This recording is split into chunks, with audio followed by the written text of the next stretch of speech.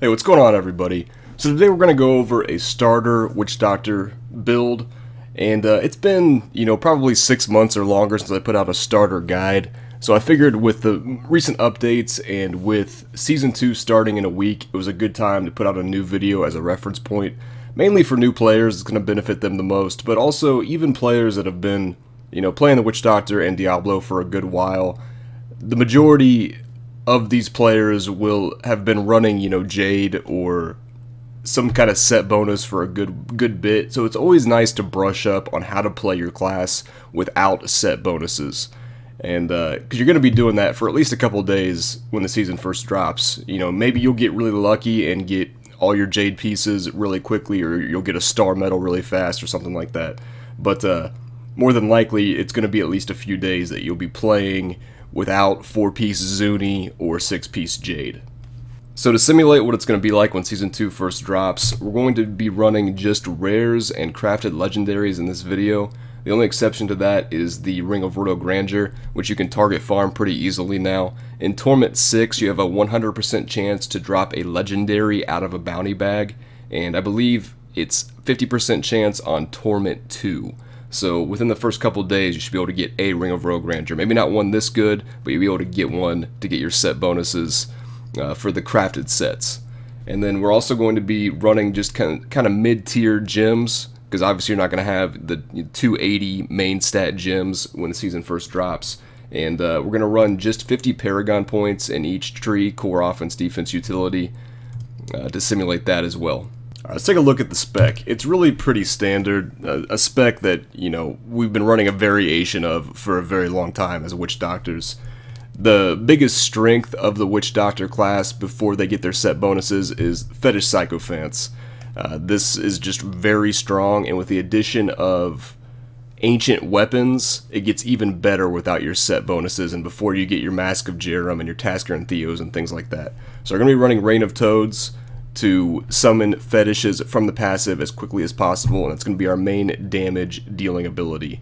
We're going to be running Haunt Poison Spirit, mainly just for the extra 20% damage from all sources. This is going to buff our pets quite a bit, and we're also going to be running a Bane of the Trapped legendary gem, which this will proc since Haunt slows everything.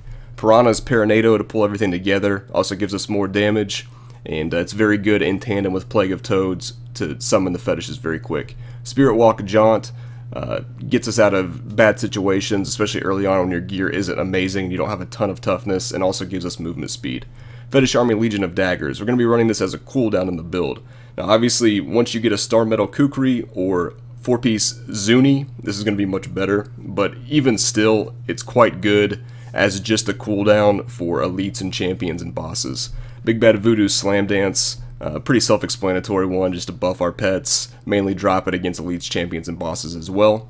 Pierce the Veil for more damage, Fierce Loyalty for more movement speed, Fetish Sycophants like we talked about, and then Grave Injustice mostly for the cooldown reduction. But the life is definitely not irrelevant. The mana, we don't really need too much mana in this build. The only ability that really consumes it would be the Haunt, but for the most part, mana is a non-issue. Alright, so gear-wise. Now keep in mind that this is a build that you can run up into greater rifts in T6 very easily. We're going to be running T6 a little bit in this video with this gear. So once you get really good gear like a Mask of Jerem, Tasker and Theos, and a bunch of better items, you should be able to just rock T6 with this exact setup if you want to. But the biggest thing is get a ancient weapon, whether you need to craft one or you get a drop. Doesn't really matter early on what the weapon is, just as long as it's ancient, because the ancient weapons, their damage rolls much higher. Now this isn't a great roll on this Born's Furious Wrath, but it's good enough, and we're also getting that 3-piece bonus. We get the 15% life from the 2-piece, and the 3-piece bonus is quite nice early on when you're Paragon leveling. Get that extra bonus experience. So we're also going to be running the Born's Frozen Soul chest, and then the Ring of Royal Grandeur like we talked about before to get that 3-piece bonus. We're also going to be running Kane's set. So we've got the Kane's boots, and then we also have the Kane's gloves that are trifecta. This is also a really nice one early on. The 2-piece bonus, the attack speed, is going to mean that you're going to summon fetishes quicker with Reign of Toads, and it's also going to buff your pets. Attack speed directly buffs your pet's damage.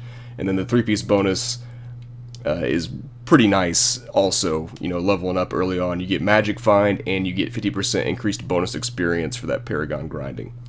We're also going to run the Augilds set. So we've got the shoulders up here. Now obviously, if you can craft them as ancient, that's best case scenario. And with a build like this with so many crafted items, you should be able to get them crafted ancient relatively quickly, which is going to boost your damage and your toughness by a lot. Definitely want to get Fetish Army damage on the shoulders if you can, and Intelligence, Vitality, and in the 4th stat you can go cooldown reduction, or you can go something like life percentage or something along those lines. We've also got the Augilds Bracers. Definitely roll physical damage. We're pretty much doing all physical damage in this build for the most part.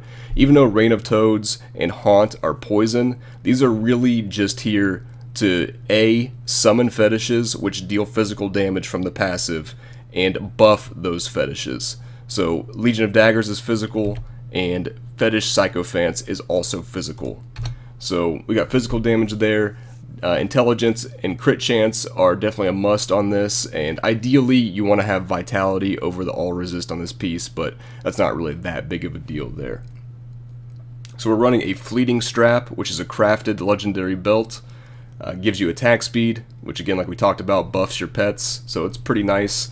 It's a nice one until you get something better. You know, there's a ton of legendary belts that you'll be able to drop that'll be better than this, but it's not bad by any means. We're running just rare pants, intelligence, vitality. Make sure you get 2 sockets on it, and then armor is fine or something along those lines. As far as the helmet goes, just make sure you have crit chance, your main stat, and a socket. Now with the socket, I like cooldown reduction at the moment. With the amount of toughness that I have, I don't really need a life percentage gem, but you can go that route if you'd like to. But the cooldown reduction is extremely good, like we've already talked about with Fetish Army and Big Bad Voodoo Slam Dance. We've also got just a rare ring here. Pretty important to get crit chance, crit damage, and a socket if you can. If you can't get a socket, attack speed's fine. Early on, there's a good chance you may only have 1 to 2 sockets for legendary gems, and that's totally fine.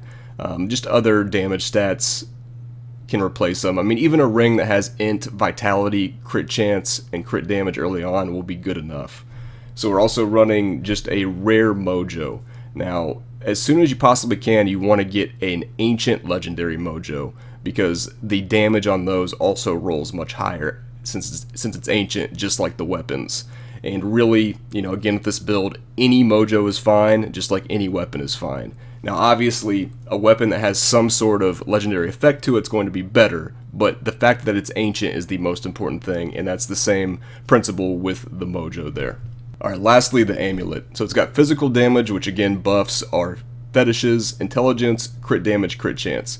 Ideally, you would have a socket instead of either the main stat or the physical damage, but early on, it's not really that big of a deal to have 3 legendary gems. A lot of the legendary gems for this build aren't really even that good until they're ranked 25. Pain Enhancer comes to mind. It's one of the best legendary gems for this setup, but it's really not that great until it's ranked 25. So just having 2 sockets, and even just 1 socket for legendary gems on your jewelry early on is not that big of a deal.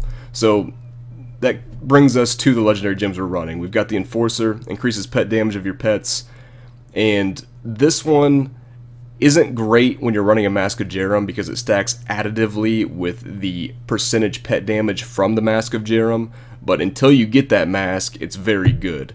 And it, you know, again, that's why this is good in Carnival and things like that, because you're not running Mask of Jerem. So early on, very good for the build. And then also Bane of the Trapped, it's a damage multiplier. So even though it's not ranked up, it still does a ton of damage for us. And we're, like we talked about earlier, we're running Haunt, which slows everything. We're going to be spamming Haunt on the majority of targets. So we're going to get this extra damage quite a bit. Alright, so Paragon-wise, again, we're just spending 50 points in each tree. So we have 10% movement speed on our boots, so we got 15%, and then went Intelligence after that. And then offense-wise, you want to make sure you get 50% chance to crit for your pets. So we needed 2.5 crit, and then went crit damage. And then after that, if you have that many Paragon points, go attack speed next. Defense-wise, went all into armor percentage first, then we will be going life percentage next. Utility-wise, life on hit, and then we're going to go area damage next. Resource cost reduction is pretty irrelevant. You could also, put points in gold find, since it is going to be early on in the season when you're running this setup. If you are, hurting on gold, potentially. Alright, so let's go ahead and go into T6 and kill some mobs to show you guys that even with this early gear, you can do T6. For the most part, you want to make sure you have out at least 10 to 15 fetishes at all times from the passive. So before you start haunting a bunch, definitely Reign of Toad's a good bit to get that fetish pull up. So we've got an elite pack here. Make sure you Paranado them and get haunts on them for that extra damage. And then just pop the Big Bad Voodoo and the Legion of Daggers. And I mean, they died really pretty fast with all that stuff up. Like for T6 and the gear level, that's really, I'm pretty happy with that for the most part. Now, as far as being really efficient farming, you're probably going to want to be running like Torment 4, which we'll drop it down to here in just a minute. But, this is really not bad for T6, and with a few upgrades, you'd be able to farm Torment 6 really, really efficiently. A Mask of Jerem obviously would help quite a bit. Even a Grin Reaper, which kind of brings me to my next point. Definitely you want to gamble helmets with Kadala when the season first starts.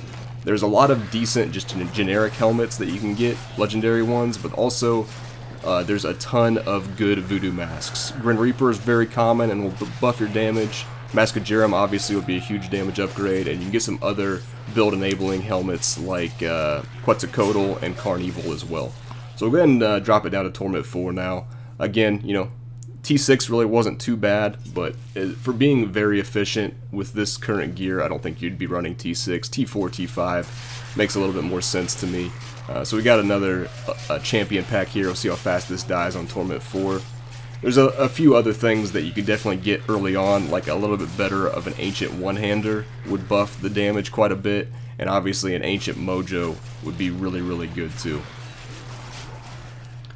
We'll kind of just go through here and kill some more trash and packs. Honestly, Elite and Champion packs and bosses with a build like this, it's really, really good single target damage, or if there's just 2 or 3 mobs, with the fetishes just deal a ton of single target damage. When there's, 15 or 20 white mobs, it tends to be a little bit slower. Now in Torment 4, especially with everything being haunted and taking dot damage and things like that as well, you don't notice that as much, but in Torment 6, you start to see the trash not dying as quickly with this current gear. So there you go, guys. Hopefully it helps out some newer players and even some seasoned veteran Diablo and Witch Doctor players. It's always a good idea to brush up on how to play your class without set items and in-game legendaries, and that will give you an edge a little bit when Season 2 first drops to know what you're doing to efficiently farm until you get those in-game sets like your 6-piece Jade and 4-piece Zuni,